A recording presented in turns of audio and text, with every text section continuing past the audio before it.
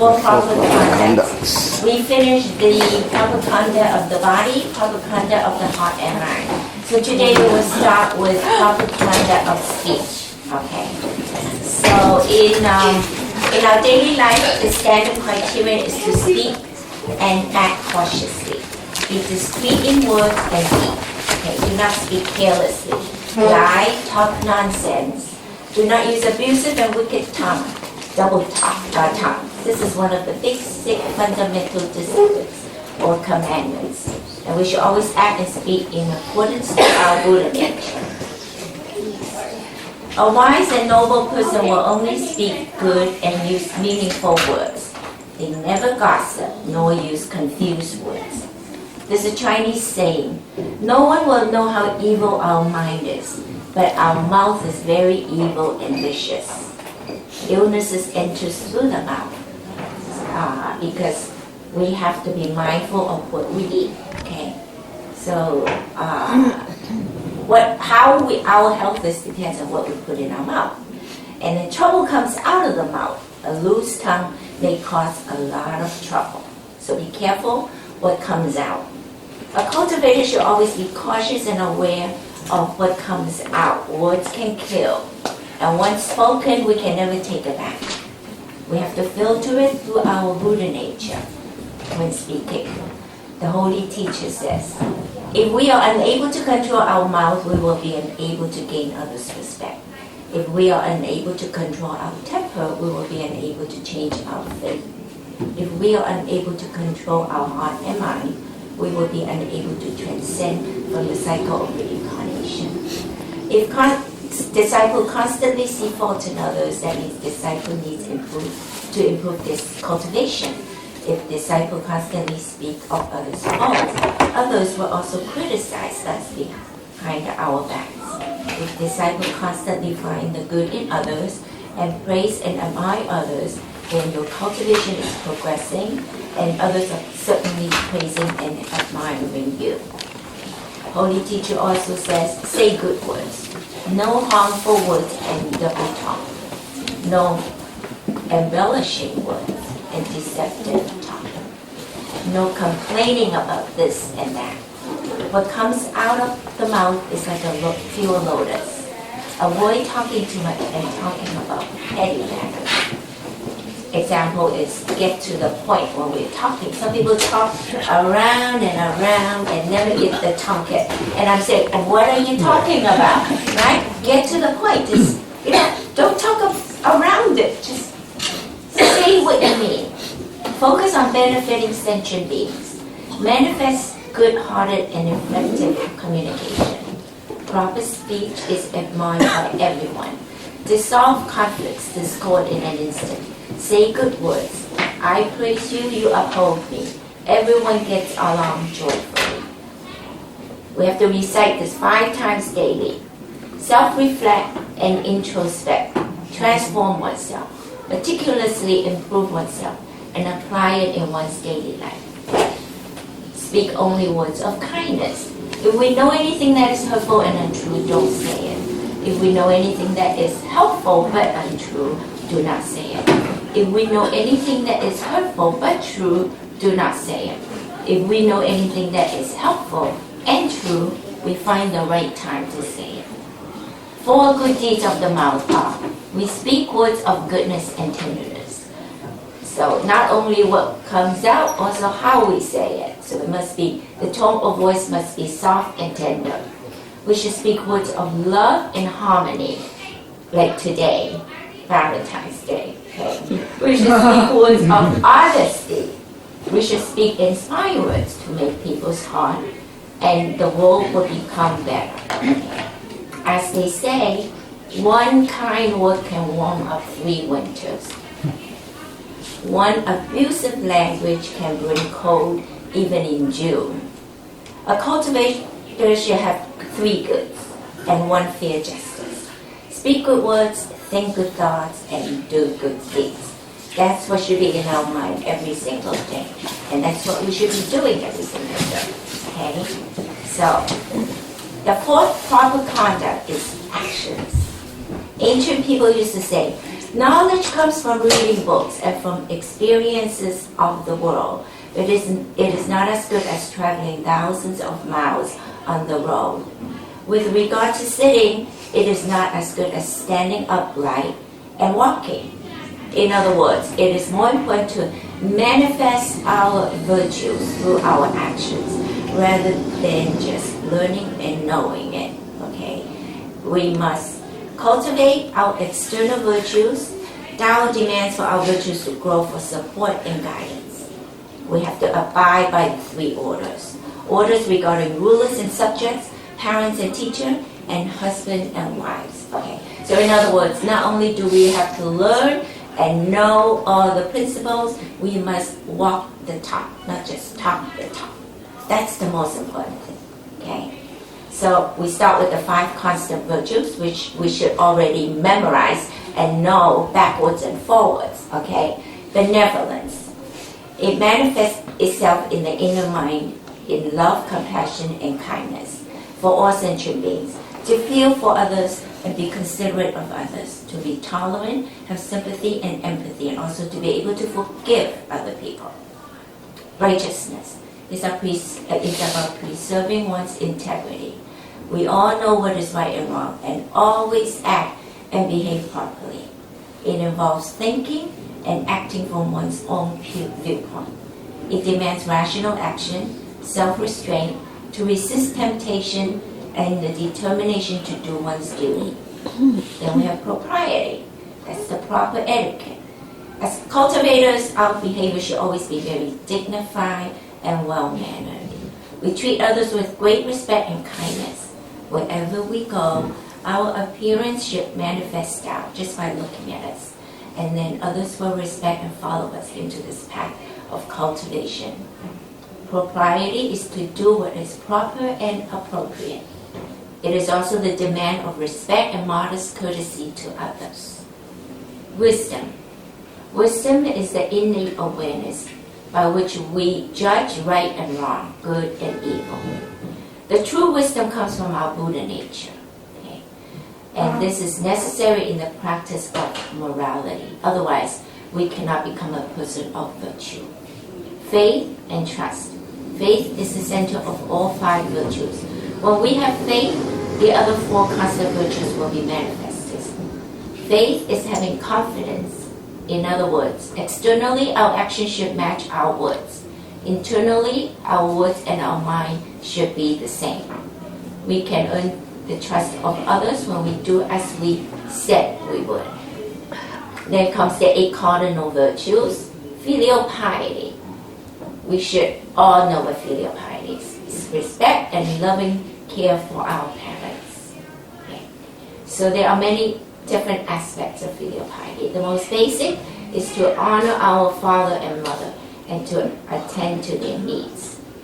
By honor, we mean we should maintain good conduct and never do things which will shame our parents or make them unhappy. We have to be hardworking in family affairs. We have to be frugal in spending and not waste family resources. Siblings should live in harmony. In our interactions with other people, we have to be honest and sincere. Do not be deceitful. We have to be humble in all actions and to be courteous and considerate of others and refrain from shameful thoughts and actions. If we can achieve all these, then we have devoted ourselves to practicing filial piety. And most important aspect of filial piety is to bring our parents in to receive the Tao and to guide them in their cultivation. If our parents have already passed away, we must make sure we are cultivating to the best of our ability so that our parents can benefit. Okay? So if they are giving us a hard time, do not get angry with them and do not give up on them. And keep on talking to them about coming to receive the Tao when chances come up. So and after they receive the Tao, we must also guide them into the Tao. We must also cultivate ourselves so they can benefit. And eventually, hopefully, we can all transcend from the cycle of reincarnation. Then comes brotherhood. Brotherhood is sibling harmony, brotherly love, okay? Not only to our own siblings, but also to all our brothers, sisters in the world. We are all from heaven. We all came from our Heavenly Mother. We are all brothers and sisters in heaven. So we must have that sibling harmony and respect to everybody. The older siblings should take care of the young and watch out for them. The younger siblings should respect and love the older ones. Okay? If the older sibling is wrong, then the younger one should humbly advise the older sibling. If the younger sibling is wrong, the older one should teach them with patience. Okay? Dwelling in petty grievances, selfishly accumulating more than our rightful share of family resources, blaming our parents for favoritism, we will be in the wrong. Okay? That will lead to conflicts among siblings. So when there are problems, siblings should all come together and discuss and resolve the problem without bad feelings. And this applies not only to siblings, but to all people in society. And we must treat everyone with respect and kindness because we all have the same Buddha nature. Loyalty. Loyalty means dedication, faithfulness, commitment. Loyalty or dedication is a virtue that each person must have. We have to make the strongest effort to be dedicated and honest in our relationships. In public and private affairs, we must be honest and hardworking. Loyalty can be applied to our country, the company we work for, our family, and our friends. Trustworthiness means sincerity and honesty. Our speech and action should be honest. We should speak only the truth and should never twist the fact. Cunning words, flattery words, foul language, and bad habits has to be all avoided. Unless we have seen it with our own eyes, we will not tell others. When we are asked to do something that is not proper, we cannot do. If we make promises to others, we should be true to our words. If we always lie and say one thing and do another, then we will be known to others as being untrustworthy. Propriety. Propriety is the proper etiquette, politeness, common courtesy, manners. It is a virtue which covers many kinds of actions. This includes good conduct, good manner, and courtesy. Speak only when appropriate and behave properly. We should always conduct ourselves respectfully, no matter where we are or who we are with. Do not be talkative, disrespectful, or bad mannered. A person who manifests these virtues will be highly respected. Everyone likes to be among people with propriety. Righteousness, duties and obligations, the courage to do what is right. Righteousness is to perform our duty without hesitation, without rewards, and without consideration of hardship and effort. The practice of righteousness also involves giving up personal gain to uphold the virtues of loyalty, trustworthiness, and integrity. We need to sacrifice ourselves to fulfill promises we made to others and to ensure that our actions are honorable and honest. This also means helping others regardless of what they have done to us. For example, even if someone has hurt us badly, okay, when the time comes and they need us to help, we should still step forward and help that person. This is righteousness, and this also manifests our virtue of forgiveness. Okay, so just because they hurt us, they are in the wrong. But if we also keep that mindset, they hurt us, why should I help them? Then that will be a vengeful thought. So don't even think that way. So even though they hurt us, we still would help them no matter what. Okay? Modesty, integrity. That is, a person of high morals is greatly respected. Okay? Because that means it's a sense of honor. The foundation of honor is frugality and having a bright, open heart. If something doesn't belong to us, we shouldn't take it. Even if something rightfully belongs to us, we should first consider whether taking it will cause harm to other people. Whatever we do, we act according to our conscience.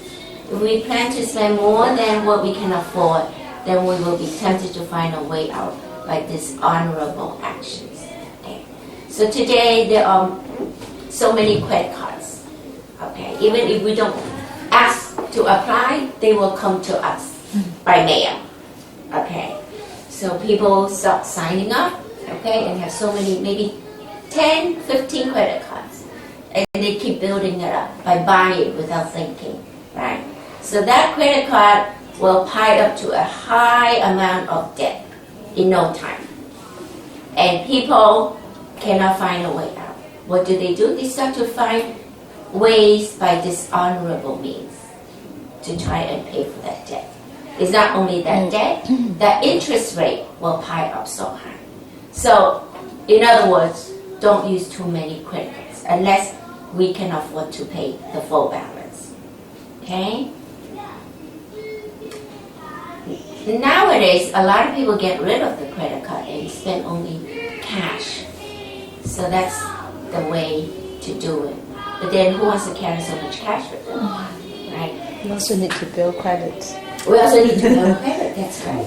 Just have one credit card is good enough. Yeah, one is enough. Okay. So just be careful. Sense of shame. To be aware of what are shameful actions and avoiding it. Knowledge of shame is understanding what actions are non-virtuous and not doing them. Shameful actions will include neglecting filial piety, bringing shame to our parents, and not getting along with siblings, lack of loyalty and dishonesty, failure to keep our word, being untrustworthy and lead others to hate us or take advantage of us. These are all shameful acts. Okay. It also includes disrespecting propriety, being stingy and ungenerous, being selfish, taking money or things that doesn't belong to us, leading others to insult and laugh behind our back. If we act shamelessly in our lifetime, we will not only ruin our life, but also that of our descendants. The consequence of shameful action is total disgrace. If we want to maintain personal dignity, we must have a sense of shame. Then comes Confucius' 5 relationships. In superior and subordinates, this includes rulers and subject, employer, employee. Superior should be kind, virtuous, and helpful to the subordinates. And subordinates are loyal, supportive, and respectful to the superior. Husband and wife. In the old days, husband was the breadwinner in the family, and the wife would serve the husband and the family at home. Today, the relationship is more equal because both husband and wife are more or less working, okay? Because in today's society, you need 2 incomes in a household. So, in other words, the husband and wife should share all responsibilities at home.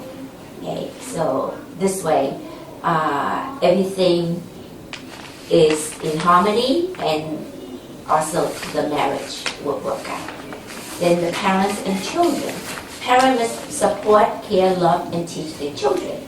Raise them with virtues, and the children must respect and honor their parents when they get old, to care and provide for them. Siblings. The older sibling has to take care of the young ones and set a good example for them. The young sibling must respect the older ones and follow their example. They should always care for each other. Friends. There should be trustworthiness, to be kind and caring to each other, especially during difficult times. Everyone needs a good friend. When we have problems, everyone has problems. Okay? Mutual trust and respect for each other. Each person has their role in each relationship. Have a considerate and understanding heart and mind. So when dealing with others, we must maintain and perform our role the best we can, whether it's in society or in family, or in order to have peace and harmony. Okay? So in conclusion, last week we spoke about the 3 different ways of giving, and how we should conduct ourselves properly in all aspects. Okay. So we have to put all these into action, whether it's the 3 clear distinctions or the 4 proper conducts. So we have to start to walk the talk, not just to talk the talk. Okay. To make sure our heart and mind and our speech and our action are all one, all of the same. Holy Teacher said, we must polish our Buddha nature to perfection. The road, we can say, is very far, and yet it is right in front of our eyes. Cultivation is to be aware or to be lost. Those that are aware will agree that Tao is right in front of our eyes. Those that are lost will feel that Tao is very far away. For example, there was a cultivator that usually think of Tao as very important. This person goes to the temple and give time and effort to earn merits all the time. One day, for no reason, his flame of fire, of anger flared up, okay, and burnt up all his merits. That's why as cultivator, we cannot be attached to anything. We receive the Tao, okay, but we don't realize and treasure the value. We wait until we lose it in order to cherish the value. Then we would feel it's a pity that all those merits have already been destroyed in one single moment. Is it really worth it? No. We slave for the merits that we can bring back with us. And in the long run, we go back empty-handed because we lose our temper. So it's not worth it, right? So the 3 clear distinction and 4 proper conduct are people's fundamental disciplines in cultivation and propagation. We should all abide by these principles. If we want to propagate the Tao well, we must set a good example with our own conduct, to observe strictly the 3 clear distinctions and the 4 proper conduct. We cannot act against these disciplines. Only then can we propagate this Tao worldwide. So these disciplines are not only for cultivator, it is also for today's people to follow together. Today's society is so corrupt. Moralities and basic foundations are lost. It is because the 3 distinctions are not clear and the 4 conducts are not proper. From the senses and concept of our actions and behavior, these are totally off track, out of line. Integrity, sense of shame, honesty, morality, and courage is gradually lost because of this. The way to transform our heart and mind is to ask ourselves to strictly guard these 3 clear distinctions and 4 proper conduct, to set a good example for others, and also we can upright ourselves and also help other people. To ferry ourselves and to transform others, then we can truly be qualified to be an angel in this white period. Okay? So let's all be a good angel. Starting from today. Thank you. And if I said anything wrong, I did not cover this topic well enough, I ask God and all the saints and Buddhas for their